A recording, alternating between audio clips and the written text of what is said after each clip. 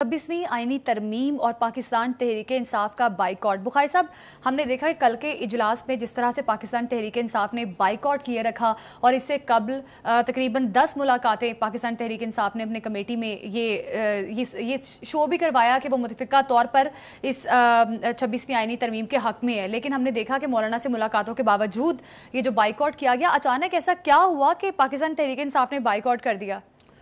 دیکھیے، مجھے اچھی طرح سے یاد ہے کہ جو پی ٹی آئی کا وفد شامل ہوتا تھا اس مذاکرات میں، انہوں نے ایک پریس کانفرنس میں کہا تھا کہ جی ہم فائنل ہاں نہ نہیں کر سکتے جب تک ہم اپنے بانی پی ٹی آئی کو سے مشاورت نہ کر لیں۔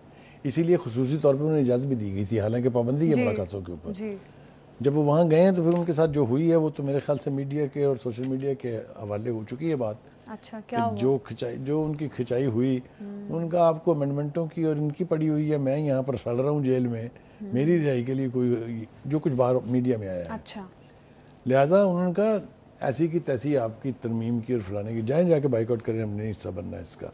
سو یہ میں آپ کو بالکل کنوکشن سے کہہ رہا ہوں کہ پی ٹی آئی کا وفد جو شرکت کرتا رہا، جس نے 10 دن کی ہیکٹک ایکٹیویٹی میں حصہ لیا، وہ اس ڈرافٹ پر متفق تھے، اس کا اظہار کر چکے تھے، لیکن سب کچھ جب وہ ملاقات کرنے کے لیے ڈالا گئے ہیں، پانی پی ٹی آئی نے اٹھا کے پھینک دیا ہے باہر۔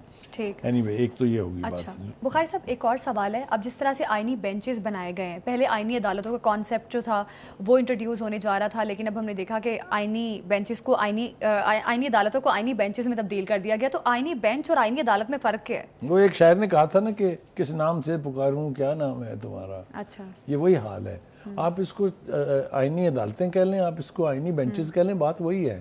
اس نے کام وہی کرنا ہے جو آئینی عدالتوں نے کرنا تھا، اس لیے کہ جتنے بھی پولیٹیکل کیسز ہوں گے، جتنے بھی آئینی کانسٹیٹیوشنل کیسز ہوں گے، وہ سارے ان بینچز کو جائیں گے۔ تو بات تو وہی ہے، اس یعنی جو آئینی عدالت تھی اس نے بھی یہی کام کرنا تھا، اسی طرح سے ان کی اپوائنٹمنٹ کا سلسلہ تھا۔ تو یہ میرے خیال میں تو کوئی فرق نہیں پڑتا، یہ وہی چیز ہے، چاہے آپ اسے آئینی عدالت کہہ لیں، چاہے آپ بینچز کر لیں، اس نے کام وہی کرنا ہے جو حکومت کی منشا اور انٹینشنز تھی۔ ٹھیک ہو گیا جی؟ دوسری بات یہ کہ ایک اور چیز جو میں سمجھتا ہوں کہ ہمارے ناظرین کو معلوم ہونی چاہیے، وہ یہ کہ جس 12 رکنی کمیٹی کا ہم نے حوالہ دیا تھا، اس کی تقسیم کیسے ہوگی؟ جی دیکھیں جی، جسٹس کی تعیناتی کے لیے جو کمیٹی ہے، اس میں فارمولے کے مطابق 39 ارکان قومی اسمبلی پر 1 ممبرز ملے گا آپ کو۔ ٹھیک ہو گیا؟ لہٰذا اس کے جبکہ سینٹ میں 21 ممبرز پر آپ کو 1 سیٹ ملے گی۔ ٹھیک ہے؟ اس فارمولے کے تحت مسلم لیگ نون کو خصوصی کمیٹی میں 4 نشستیں ملیں گی، جبکہ پیپلز پارٹی کو 3 ملیں گی۔ ٹھیک ہے جی؟ اور ان میں بھی 2 ارکان اسمبلی ہوں گے اور 1 سینٹ کا بندہ ہوگا۔ ٹھیک ہو گیا؟ اسی طرح پی ٹی آئی اور سنی اتحاد کونسل کو بھی خصوصی کمیٹی میں نشستیں ملنے کا امکان ہے۔ کیسے؟ ایم کیو ایم اور جے یو آئی ایف کو بھی خصوصی کمیٹی میں 1 رکن ملنے کا امکان ہے۔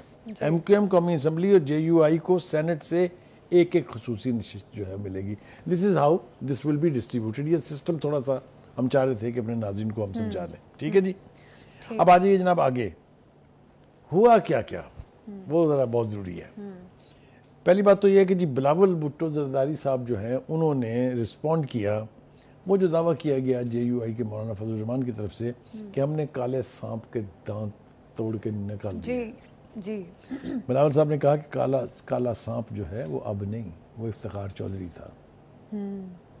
ایک تو یہ رسپونڈ کیا انہوں نے۔ دوسرا انہوں نے کہا کہ ججز کی تقرری جوڈیشری کا نہیں بلکہ پارلیمنٹ کا کام ہے۔ ٹھیک ہے۔ تیسرا انہوں نے کہا کہ آمریت کی کامیابی میں صفحہ اول کا کردار ہماری عدلیہ نے ادا کیا، which is true۔ 3 military interventions ہیں ہمارے ملک میں، ایوب خان، ضیاء الحق اینڈ پرویز مشرف، تینوں کو انڈیمنٹی جو ہے وہ ہماری عظیم عدلیہ نے دی ہے۔ کسی کو کہا تو اپنی مرضی سے جتنی مرضی ترمیمیں کرتا جا، کوئی پوچھنے والا نہیں تمہیں۔ ٹھیک ہے؟ کسی کے جتنے اقدامات تھے ایک الیکٹڈ گورنمنٹ کو گھر بھیجنے کے، ایک الیکٹڈ پرائم منسٹر کو پھانسی دینے کے، ان سب کچھ کو ہمارے ان اعلیٰ عدلیہ کے ججز نے یعنی انڈیمنٹی دی، کور دیا، کانسٹیٹیوشنل کور دیا۔ اور جو سب سے اہم بات ہے وہ یہ ہے کہ none of them has ever felt sorry for having done that۔ کسی نے آج تک یہ نہیں کہا۔ اور جس ملک میں ملٹری انٹرونشن یعنی مارشل لاؤں کو کانسٹیٹیوشنل کور دے دیا جائے عدلیہ کی طرف سے، اس عدلیہ کے بارے میں میں مزید کچھ ایڈ کرنا نہیں چاہتا. ایک بات. دوسری بات یہ ہے کہ وہ جو بےعزتی ہوئی ان کی جب ملنے گئے اڈیالہ جیل، ان میں حامد خان صاحب بھی تھے. اب وہاں سے بےعزتی کرا کے آتے ہیں اور عدالت کے جج کے متھے لگ جاتے ہیں. تو آپ نے دیکھا آج عدالت کے اندر جسٹس قاضی فائز عیسیٰ کے سامنے وہ کیس لگا تھا. پہلے تو انہوں نے کہا کہ میں تو آرگو نہیں کرنا چاہتا. پوچھا کیوں نہیں کرنا چاہتے؟ انہوں نے کہا میں پھر کہہ دوں گا.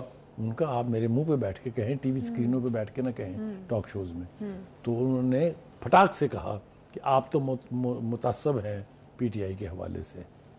یہ لینگویج ایک سینئر یعنی جو وکیل ہے of the level of Hamid Khan is totally in acceptable, totally in guarded. بالکل ٹھیک ہے بخاری صاحب، یہ تو ایک وکلا کا رویہ ہوا. ہم اس سے قبل جوڈیشل ایکٹیویزم کا شکار رہے ہیں. آپ کئی بار شو میں بات بھی کر چکے ہیں کہ جوڈیشل ایکٹیویزم جو ہے یہ ایک میجر مسئلہ ہے اس وقت پاکستان کا. ابھی یہ جو نئی 26ویں آئینی ترمیم کی گئی ہے، بیسیکلی بلاول بھٹو زرداری نے بھی بات کی کہ جوڈیشل ایکٹیویزم کو ختم کرنے کے لیے یہ نئی ترمیم جو ہے انٹروڈیوس کرائی گئی ہے. اب بخاری صاحب آپ کو کیا لگتا ہے، جس طرح سے پہلے ہم نے دیکھا عمرانی عدالتیں اور اس قسم کے عمران خان کے حق میں یا پی ٹی آئی کے حق میں فیصلے آتے رہے، اب آپ کو کیا لگتا ہے یہ جو آئینی بینچز بنیں گے یہ کیا انصاف پر مبنی فیصلے کریں گے یا گورنمنٹ کے حق میں فیصلے ہوں گے؟ دیکھیے پہلی بات تو یہ ہے کہ ہمیں پازیٹیو توقع کرنی چاہیے کہ وہ حق اور سچ کی بنیاد پر فیصلے کریں.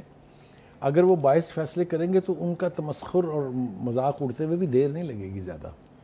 اس لیے کہ جتنا انلائٹن اب میڈیا ہو چکا ہے، جتنے عوام انلائٹن ہو چکے ہوئے ہیں، جتنا اسٹرانگ سوشل میڈیا ہے، اس میں آپ نا جس کو پنجابی زبان میں کہتے ہیں انی نہیں پا سکتے. تو میرا نہیں خیال کہ وہ اپنی مرضی سے جو فیصلہ حکومت چاہے گی وہ دے کے اپنی ریپوٹیشن بھی بچا لیں گے اور تنقید سے بھی بچ جائیں گے. میرا نہیں خیال کہ ایسا ہونے جا رہا ہے. میرے خیال سے ان کو بہت سوچ سمجھ کے فیصلے کریں. میں نے اب مثال دی نا آپ کو شروع میں، صحیح بات ہے، کہ اگر وہ 8-5 کا فیصلہ اتنی جلدی میں اتنے جذباتی انداز میں نہ لکھا گیا ہوتا، اس کے اوپر 2 وضاحتیں نہ دی گئی ہوتی، تو کوئی شخص ڈسپیوٹ کرنے کا تصور نہیں کر سکتا تھا کہ پاکستان کے نیکسٹ چیف جسٹس جو ہے وہ سید منصور علی شاہ ہیں. تو یہ ہوتا ہے جب آپ بالکل. اب دیکھنا یہ ہے کہ 26ویں آئینی ترمیم کی منظوری کے بعد اس کا پولیٹیکل امپیکٹ کیا آتا ہے، اور دیکھنا یہ بھی ہے کہ اگلا چیف جسٹس کون ہوگا. اب ایک شارٹ بریک لیتے ہیں، ہمارے ساتھ ہی رہیے گا.